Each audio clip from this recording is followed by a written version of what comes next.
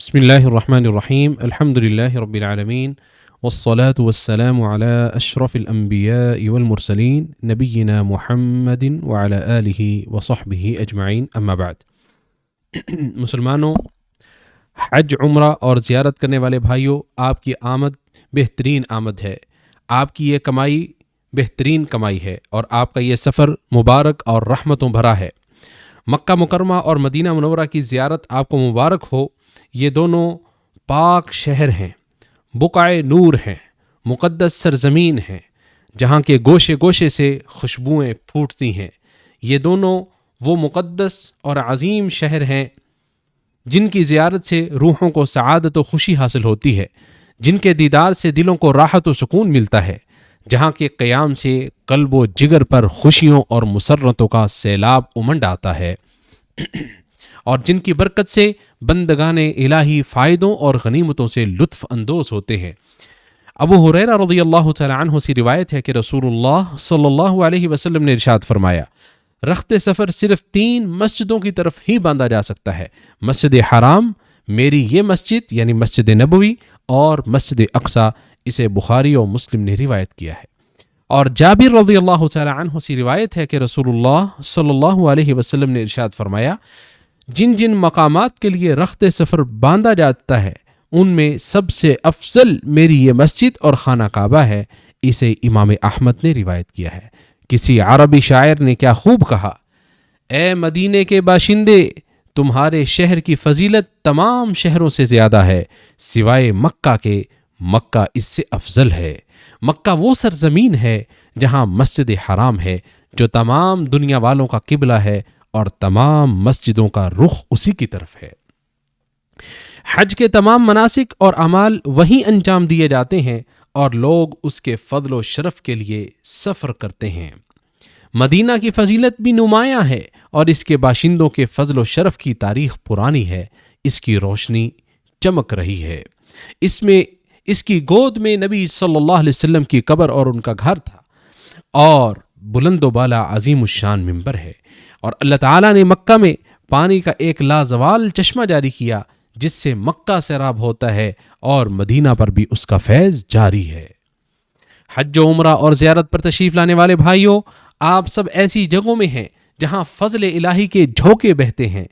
اور رحمتوں، برکتوں اور نیکیوں کی برسات ہوتی ہے۔ جس نے بیت اللہ شریف کا قصد کیا اور حج کا احرام باندھا، پھر حج سے فارغ ہونے تک نفس کو فجور اور شہوت کی کوئی بات کی اور نہ کوئی گناہ کیا، تو ایسے آدمی کے پچھلے گناہ معاف ہو جاتے ہیں۔ ابو ہریرہ رضی اللہ تعالی عنہ سے روایت ہے کہ رسول اللہ صلی اللہ علیہ وسلم نے ارشاد فرمایا، جس شخص نے حج کیا اور اس نے اس دوران جماع اور اس کے مقدمات، فحش گوئی اور گناہ کے کاموں سے پرہیز کیا، تو وہ حج کے بعد گناہوں سے پاک ہو کر یوں لوٹتا ہے جیسے اس دن تھا جس دن اس کی ماں نے اسے جنم دیا تھا۔ اسے بخاری اور مسلم نے روایت کیا ہے۔ اور اسی طرح ابو ہریرہ رضی اللہ تعالی عنہ سے ہی روایت ہے کہ رسول اللہ صلی اللہ علیہ وسلم نے ارشاد فرمایا، ایک عمرہ کے بعد دوسرا عمرہ درمیانی عرصے کے گناہوں کا کفارہ ہے، اور حج مبرور کا بدلہ سوائے جنت کے کچھ ہو ہی نہیں سکتا۔ اسے بھی امام بخاری اور مسلم نے روایت کیا ہے۔ حج و عمرہ اور زیارت کرنے والے بھائیوں، حرمین کو کسی بھی طرح کے گناہ سے پاک رکھیں، ان کی حرمت کا خوب خیال رکھیں، ان کے مقام و مرتبے کو ہمیشہ دھیان میں رکھیں، ہر اس چیز سے بچیں جو حج کے اعمال و وظائف کی خوبصورتی کو مقدر اور گدلا کر دے۔ بے جا بحث و مباحثہ سے دور رہیں، لڑائی جھگڑے، قطع تعلقی، اختلاف و انتشار اور تفرقہ بازی سے اجتناب کریں۔ حج کو نہ لڑائی جھگڑے اور عداوت و دشمنی کا ذریعہ بنائیں، اور نہ ہی اسے بےہودہ گوئی، سب و شتم، نعرے بازی اور عصبیت و فرقہ بازی کی، تفرقہ بازی کی اما جگہ بنائیں۔ جیسا کہ ارشاد باری تعالی ہے، حج چند مہینے معلوم ہے،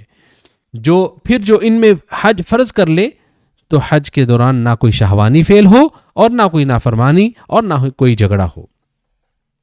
اے حج کی راہ میں نکلنے والے میرے بھائی، احرام پہننے اور مسجد حرام کا رخ کرنے سے پہلے حج کے اعمال کا علم حاصل کیجیے۔ آپ کے ساتھ کوئی مشکل مسئلہ پیش آ جائے تو علماء سے پوچھیں، جاہلوں سے دریافت مت کریں، اور ایسے لوگوں سے بھی سوال نہ کریں جو علم اور فتویٰ کے باب میں معروف نہیں ہے۔ کتنے حاجی ایسے ہیں جو حج کرنے لگتے ہیں حالانکہ انہیں حج کے احکام کا علم نہیں ہوتا، پھر اسے صحیح طریقے سے ادا نہیں کر پاتے، کسی رکن کو ترک کر دیتے ہیں، یا کسی شرط کو چھوڑ دیتے ہیں، یا کسی فرض کو ادا نہیں کرتے، یا کسی ممنوع چیز کا ارتکاب کر بیٹھتے ہیں۔ حالانکہ اللہ تعالیٰ نے حاجیوں اور عمرہ کرنے والوں کو حج و عمرہ مکمل طریقے سے پورا کرنے کا حکم دیا ہے۔ ارشاد باری تعالیٰ ہے وَأَتِمُّ الْحَجَّ وَالْعُمْرَةَ لِلَّهِ، اور حج اور عمرہ اللہ کے لیے پورا کرو، یعنی حج اور عمرہ کو ان کے تمام اعمال اور شرائط کے ساتھ بغیر کسی سستی اور کمیوں کوتاہی کے حصول رضا الہی کی خاطر ادا کریں۔ لہٰذا جب حج شروع کر دیں تو اسے پورا ادا کریں، عبادت شروع کریں تو اسے پایہ تکمیل تک پہنچائیں، اور کوئی نیک عمل کریں تو اسے اچھے طریقے سے ادا کریں۔ اے مسجد حرام اور مسجد نبوی کی زیارت کرنے والے اور ان کی طرف قصد کرنے والے، ان دونوں مبارک خطوں کی بنیاد توحید خالص اور ایک اللہ کی عبادت پر پڑی ہے۔ ارشاد باری تعالیٰ ہے اور جب ہم نے ابراہیم کے لیے بیت اللہ کی جگہ متعین کر دی کہ میرے ساتھ کسی چیز کو شریک نہ کرو، لہٰذا روشن و تابناک طریقہ نبوی کو لازم پکڑیں، بدعات اور نئی ایجاد کردہ چیزوں سے بچیں، نہ مردوں کے سامنے جھکیں، نہ ان کی باقیات سے شفا کی امید رکھیں، نہ قبروں سے تبرک حاصل کریں اور نہ ان سے شفا طلب کریں، نہ قبروں پر کھانے دانے، روپے پیسے، تسبیح کے موتی اور کپڑے پھینکیں، اور نہ مردوں سے مدد مانگے، اور نہ ہی ان سے اپنی حاجتیں پوری کرنے اور پریشانیوں کو دور کرنے کا سوال کریں، بلکہ اپنی ضرورتوں، خواہشوں اور دعاؤں کو صرف اور صرف اللہ ہی کے سامنے رکھیں۔ فریب کار، شعبدہ باز اور خرافاتی توہم پرست لوگوں کی مشابہت اختیار کرنے سے اپنے آپ کو بچائے رکھیں۔ ارشاد باری تعالیٰ ہے وہی اللہ تمہارا پروردگار ہے، اسی کی بادشاہی ہے، اور اس کے سوا جنہیں تم پکارتے ہو وہ کھجور کے گھٹلی کے چھلکے کے بھی مالک نہیں ہے۔ اگر تم انہیں پکارو گے وہ تمہاری پکار نہیں سنیں گے، اور اگر بالفرض سن بھی لیں وہ تمہارے کسی کام نہیں آئیں گے، اور قیامت کے دن تمہارے شرک کا انکار کر دیں گے، اور اللہ خبیر کی طرح آپ کو دوسرا کوئی صحیح خبر نہیں دے سکتا۔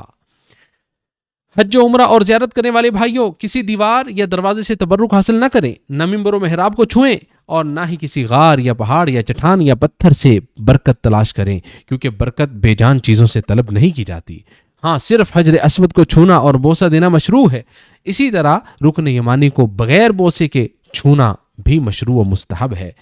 ان کے علاوہ کسی چیز کو چھونا اور بوسہ دینا جائز نہیں ہے۔ ہم اسی چیز کو چھوئیں گے جسے اللہ کے رسول صلی اللہ علیہ وسلم نے چھویا تھا، اور جس کو نبی صلی اللہ علیہ وسلم نے ہاتھ نہیں لگایا ہے ہم بھی اسے ہاتھ نہیں لگائیں گے۔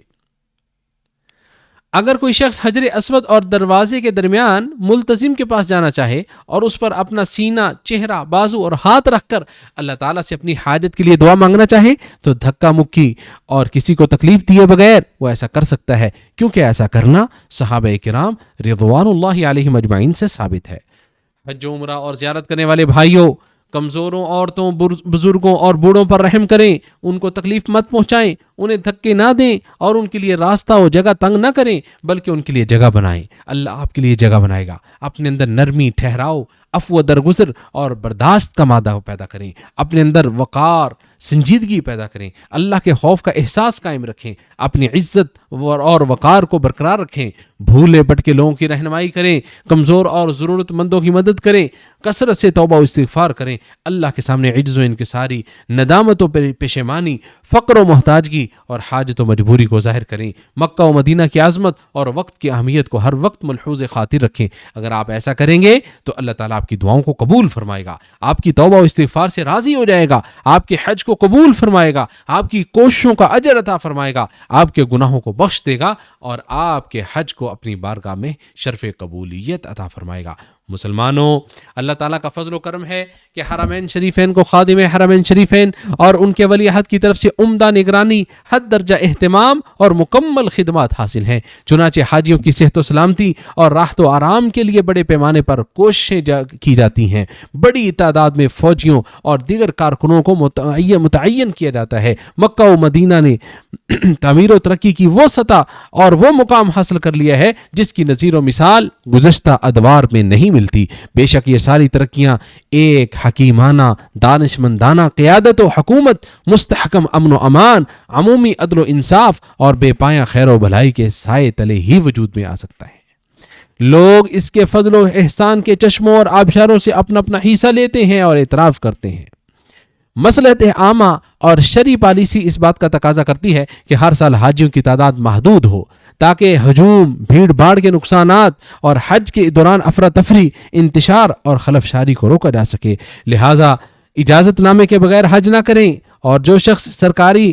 بااعتماد اداروں سے حج کا اجازت نامہ حاصل نہ کر پائے تو وہ حج کو مؤخر کرنے میں معذور ہے یہاں جب تک وہ اجازت نامہ حاصل نہیں کر لیتا۔ لہٰذا اے وہ لوگوں جو قانون کی مخالفت کرتے ہوئے حرام کا ارتکاب کرتے ہیں، میقات اور چیک پوسٹ کو لباس احرام کے بغیر عبور کر جاتے ہیں، آخر یہ کون سا حج ہے جس کا تم ارادہ رکھتے ہو؟ کون سا ثواب اور کون سی نیکی کرنا چاہتے ہو؟ لہٰذا ان غلط اور قابل مذمت امور سے باز رہو، کمزور و لچر پوچھ ہیلوں بہانوں سے بچو۔ اگر غور و فکر اور بصیرت کی نگاہ دوڑاؤ گے تو تمہیں اس